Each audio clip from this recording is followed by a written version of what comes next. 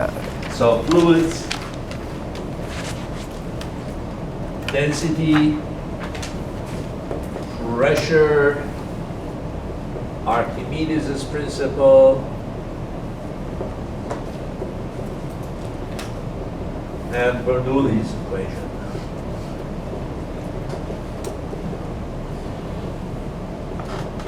So this chapter begins with the very definition of density. Density, also a lot of times written with the Greek letter rho, is defined as mass over volume.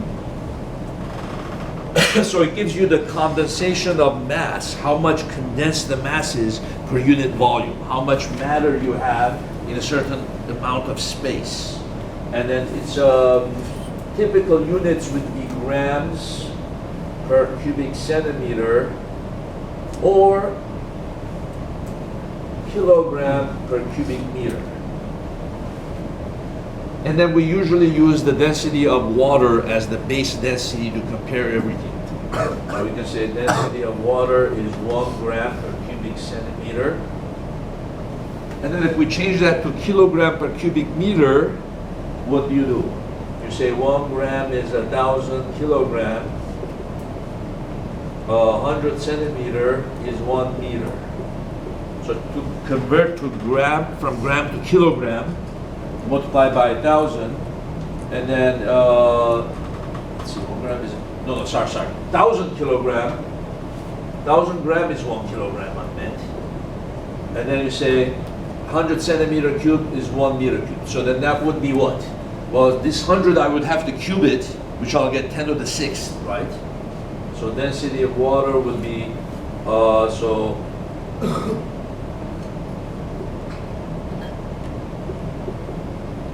I'm going to get 10 to the 6th centimeter cube over 1 meter cube. So the centimeter cube will cancel the centimeter cube, gram will cancel the gram, and then I'll end up getting what? 1,000 will cancel this, so we'll have 10 to the 3rd.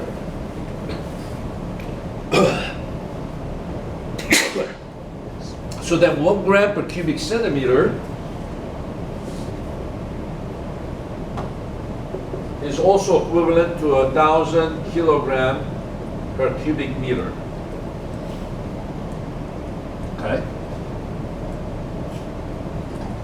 This is also a lot of times written as 1 gram cubic centimeter, 1 GCC, right? GCC is gram per cubic centimeter. Or you could sometimes say 1 gram per milliliter, because 1 milliliter is the same as a cubic centimeter, right? So those are different ways of saying the same thing. So to visualize this, you basically get like a meter stick. Again, everything is visualization, right? Imagine getting a meter stick and then a meter stick. So meter by meter and then a meter. So that's a quite big volume of water, right? So like this, and then like this, and then like that. So it's about this big, huge, one of those big boxes. And then you ship it across on a ship, right?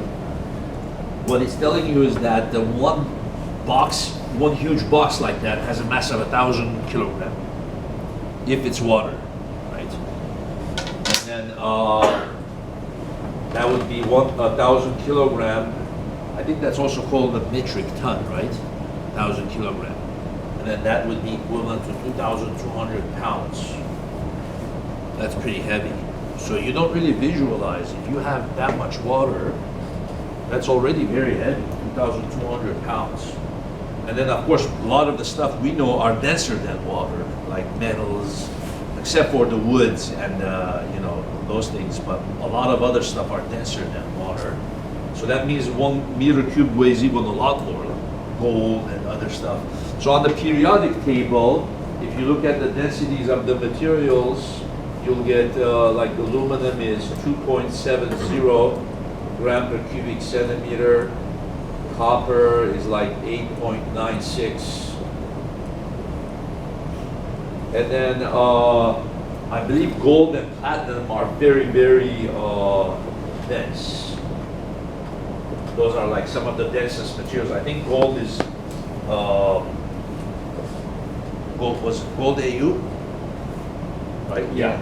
19.3 gram per cubic centimeter, and platinum is 21 point something gram per cubic centimeter. So those are about the densest naturally occurring substances that we have that in the elementary, in the periodic table. So 21 grams per cubic centimeter. So those would all be denser than water by the ratio. So there's something called specific gravity. It's like a weird term. It's the ratio of your density to the density of water. And so it's just simply you just divide them. So this is specific gravity is 2.70. So you're 2.70 times denser than water, and platinum is 21. But now, things that are not naturally occurring, they can have density more than this. For example, at the core of a star, like our sun, the density of the core of the sun is, I believe it's 160 gram per cubic centimeter. Okay? So notice it's a lot denser than any of the naturally occurring substances. And then what's the core of the sun made of? Well, typically it's hydrogen and helium. And maybe trace amounts of other material, but most stars are made primarily of hydrogen, helium. About 92% are hydrogen, about 7% helium, and 1% the rest of the trace amounts of heavier elements. So you're getting these materials, hydrogen and helium, but hydrogen, if it was a naturally occurring gas, right, in this room, if there's hydrogen, it would spread all over, right, and its density would be much less than even air, right? And then if we had a balloon of hydrogen, it would basically just float, and then it would rise. And if we had a balloon of helium, it would rise, right? So their densities naturally occurring are going to be lot denser than, lot less dense than even air. But then how can you get them to have a density that much so that it's even more dense than platinum? Well, then squeeze that gas. You see, gases are squeezable. Liquids, not so much, but gases are very squeezable, right? So in the core of a star, if you take that gas and you squeeze it, you get it to have any density that you want, literally. You would actually be able to, if you didn't burn up, you would actually be able to walk on a crust of hydrogen. Because it's so dense that it can support your weight. You wouldn't fall through. So imagine something that is gaseous, but you can actually walk on it. So in the future, maybe we can find a gaseous planet. It doesn't even have to be terrestrial planet, right? It could be a gaseous, but as long as it's dense enough to support our weight, you would actually walk on it and you wouldn't feel that it's a gas. Isn't that weird? Or maybe find a star, strip away its atmosphere, and use the core of the star as your planet. But of course, then you have heat to worry about. It's going to be very hot, you know. But maybe you have another solution for that. So as humans develop and we get technologically very advanced, we'll figure out all that stuff. Imagine a million years into the future, at the rate technology is going, we're not going to be able to strip a star of its atmosphere. Are you kidding? We'll be able to do anything. Yeah, so that's very interesting to realize. Then you go to other stars. So one day when our sun dies, it will get rid of most of its atmosphere. So by then you don't even have to strip the star of the atmosphere. When the star dies, it just strips off the atmosphere naturally, but the core condenses even more into a white dwarf.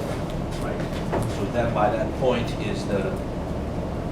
our sun turns into a white dwarf, but then its density is even more. Is the core red giant? No, the rest of the star turns into a red giant, but then gets rid of that portion, and then only the core remains. But the core becomes even smaller than the regular core now.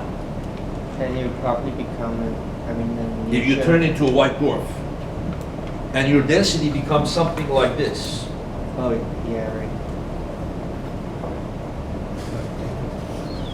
Imagine walking on that planet, You or can on even that walk. star, you know. It's like similar to neutron star.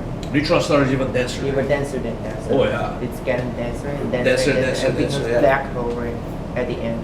And then black hole at the end. Okay. Neutron star is maybe 200, something like that. Well, But you also have to remember, as they're getting denser, when you sit on the surface, you're going to weigh more and more. Their gravity is going to increase, right? The gravity that you feel at the surface of a planet or star is Vm over its radius squared. Well, then if you condense these, they get less and less denser. They get denser. That means their radius decreases, right? So then your gravity is going to be larger, right? So if you're at the core of the sun and you're just walking, you're probably going to weigh a lot more than you do on Earth, even the core. So that's another issue to deal with. Well, it can support our life, but the gravity is stronger. So there's always something to compensate for. Okay, now let's talk about pressure. So pressure is defined as force over area. And that one has units of Newton per meter squared, which is abbreviated pascals. Or it could be pounds per square inch, or PSI, pounds per square inch. So those are the two most common units of pressure, Newton per meter squared, pascals, often written as PA, and then pounds per square inch. So the pressure of the atmosphere at sea level is going to be 1.013 times 10 to the 5 pascals at the surface of at the sea level of the Earth. Or you could also write it as 101.3 kilopascal. So to move the decimal point 2 places over and express it as a kilopascal. And then you could also express this as PSI, 14.7 PSI, or pounds per square inch. So those are both two different ways of stating the same thing. Let's see if they do give us the same thing. Let's prove it. 14.7 pounds per square inch. Then we would say what? The conversion between pounds to kilograms. So 2.2 pounds is 1 kilogram. 1 kilogram is 9.8 newtons. 1 inch is 2.54 centimeters. Square that. 100 centimeter is 1 meter. Square that. So I want you to always be able to derive things on the spur of the moment. Nothing should be just, oh, we're told this is it, that's it, you know. How do we know this and this are equivalent? Drive it. I wake you, I'll call you at 3 a.m. in the morning, right? I'll text you, drive it, and then you go out and wake up and do it and then text it back. In the future, that's how tests are gonna be, right? The teacher tests it, okay, right away. So then 14.7 divided by this, times that, divided by this, times that should give you that. That's pascals, because that's going to be newtons per meter squared, right? Inches will cancel the inch, kilogram, kilogram, centimeter, centimeter, and then that's it. So do that, see what it gives you. 14.7 divided by 2.2 times 9.8. It's probably going to be not exactly the same as that because there might be some rounding, right?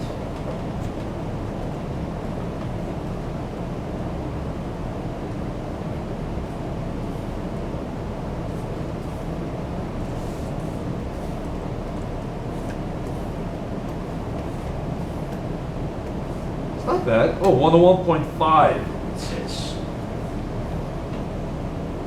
101.5, okay. I could change it to 101.5. Not bad.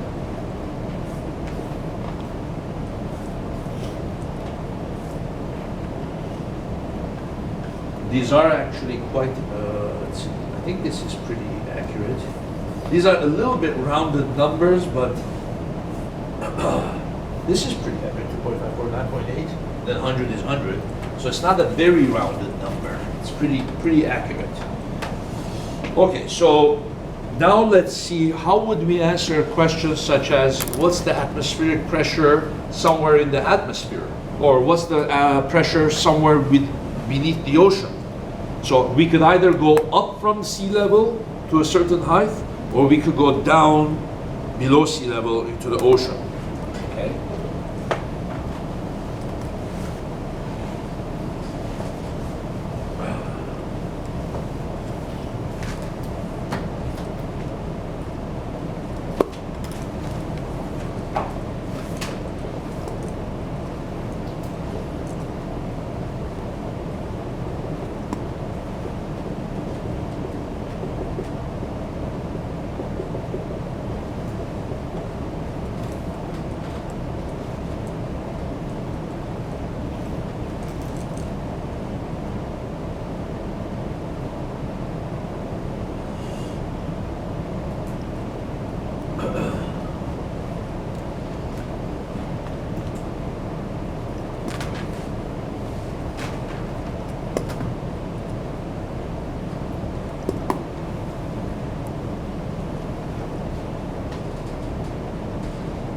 So what is the deepest part of the ocean? Roughly how much? 7 miles. 7 miles? Okay.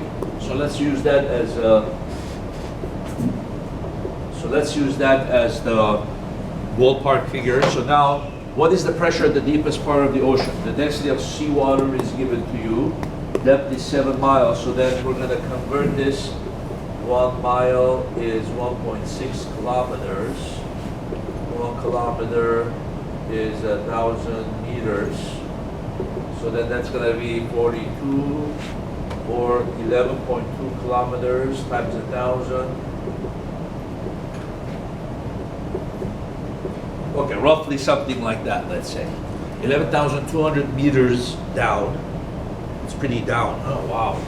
And then you got the density of seawater, but we should convert this to kilogram per cubic meter. So then, remember, multiply it by 1,000.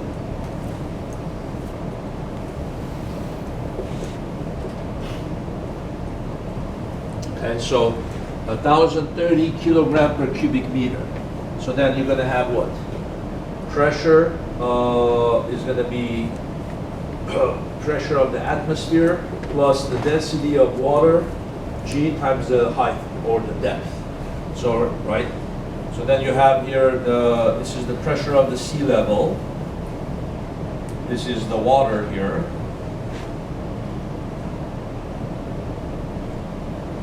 Right? And then as you go down, the pressure is going to increase, right? So then you're going to have the pressure of the atmosphere, 101.5 times 10 to the 5th pascals, plus density of water, which is in this case going to be 1,030, times gravity, which is 9.8, and then the height is how far you're going down. You can call it depth or height, it doesn't matter, right? So you multiply the density times the gravity times the height, which is 11,200. Okay, so we're using this equation. You have the pressure at the sea level plus the density times gravity times height.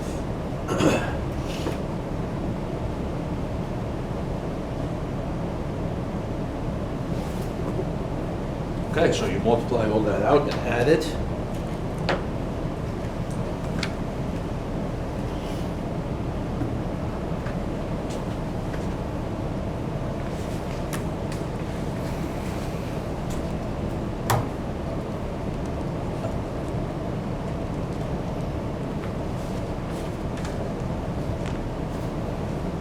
Oh, wow, it's huge.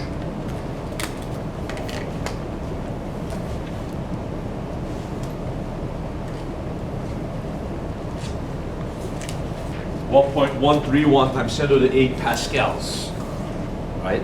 Oftentimes the question will also say, express the answer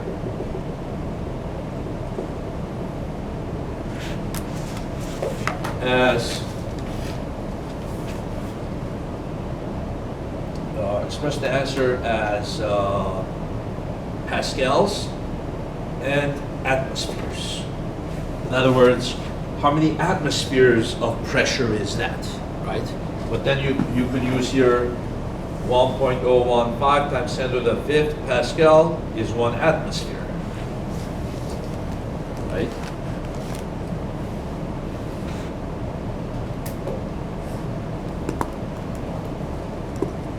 That's a lot of atmospheres of pressure, wow.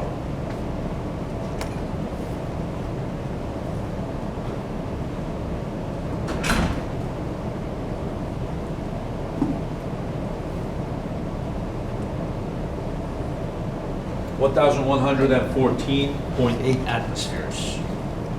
That's crazy. That's why it's like impossible to go there, right? The pressure at the surface of Venus is 92 atmospheres. That's enough to mostly crush all our satellites that arrive to the surface. I mean, plus the heat, it melts them because Venus is the hottest planet. So the heat of Venus and the pressure of Venus crush the satellites, and they also melt the satellites. But 92 atmospheres, that's nothing compared to 1,114. So the pressure down there is much, much, much bigger than even Venus's.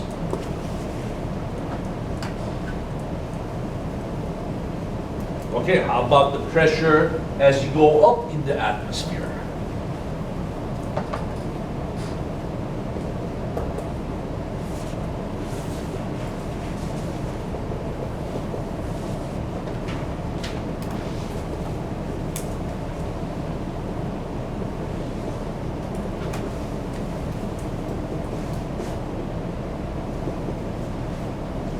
What is the air pressure on top of Mount Everest, right? So in our study room, there's a little poster of someone climbing mountain, right? By the time it gets to Mount Everest, is tired, right? The air there is so thin that you have to basically train for that. Probably you have to go to Denver, right? Run miles and miles over there because Denver is a mile high. You have to train for that less air. So how many meters is Mount Everest? You're good with numbers. I like that. He has it right there, huh? 28,000 feet? And then how many meters would that be? Well, let's just write it as 28,000 feet. I used to be really good with that. What's the width of the Nile River? What's the length of the Nile River? What's the Amazon River? What's the tallest waterfall in the world? We don't teach kids those stuff, but it's good to know those. What's the biggest lake in the world? What's the densest lake? What's the densest seawater? And so on and so forth, right? So then what's the density of air? For now, I'm going to assume the density of air is constant, but actually it gets less and less dense as you go up, right? So let's say density of air is 1.3 kilogram per cubic meter. Now notice that's not gram per cubic centimeter. The density of water is 1 gram per cubic centimeter or 1,000 kilogram per cubic meter, right? The density of air is 1.3 kilogram per cubic meter. So now if you compare this guy to this guy, you see air is much less dense than water. Right? Okay, so now what's the pressure going to be? So this time I'm going to subtract, right? Because as you go up, there's less air above you. So there's less air pushing down on you. So now I'm going to say pressure of the atmosphere minus the density of the air times 9.8 times 28,000 feet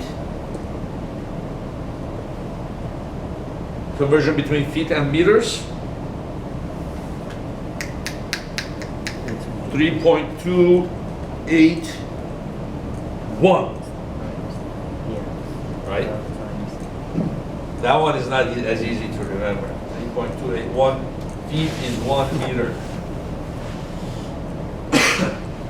Okay, so now subtract that.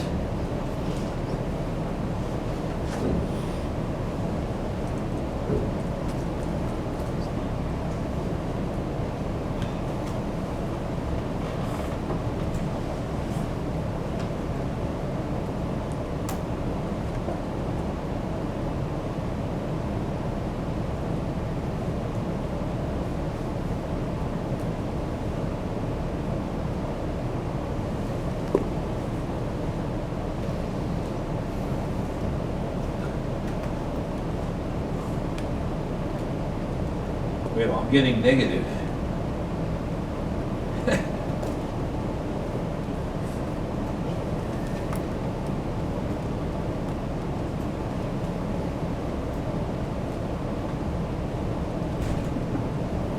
That means you're already in outer space, right? How is outer space defined? You kind of define outer space as the point at which the pressure of the atmosphere drops to zero. There's nothing above you anymore. Well, if that's the case, by the time you get to the peak of Mount Everest, you're already in outer space. No, that doesn't make sense, right? That would be funny. You go there, now I see the universe, it's all dark, right? That would be cool. Why didn't it work? What was our big assumption we assumed here? We assumed that this number is staying constant, right? The density of the air. So that's telling us that the density of the air is constant. The density drops, the pressure drops really quickly. By the time you get to the top of the atmosphere, the mountain, you're already in outer space. Doesn't mean like if it decreases at a certain rate, we can use a derivative to. It's going to be an integral. Yeah, integral of that. Because the density is going to be decreasing as a function of the height, right? The air gets thinner and thinner because as you go up, the air starts to expand. Yeah. Because there's less pressure above it. Yeah. Right? Let's say it's the same idea as the sun's core that I told you, the pressure. Yeah. As you go up, there's less pressure, so the air expands. But as it expands, it gets less dense. Right? So we need to come up with some sort of equation for the density of the air. Right? Yeah. So what should we say? In 1.3 minus some kind of decreasing function of the height. Let's say like regarding like something times h. But we don't want to make it where h, by the time h is this number, we don't want to make it where the density is itself negative. Yeah, sure. Right, so we want it to be a slowly decreasing function, right? So where the density itself is not negative by the time you get to the top of the mountain. There's still some density. Exactly, yeah. Right, so if I put, what's this height here? 28 divided by 3, that's about 7,000. So if I put 7,000 here times this, is that a negative number? Then it wouldn't work. So the height of this is about 7,000 times 0.002.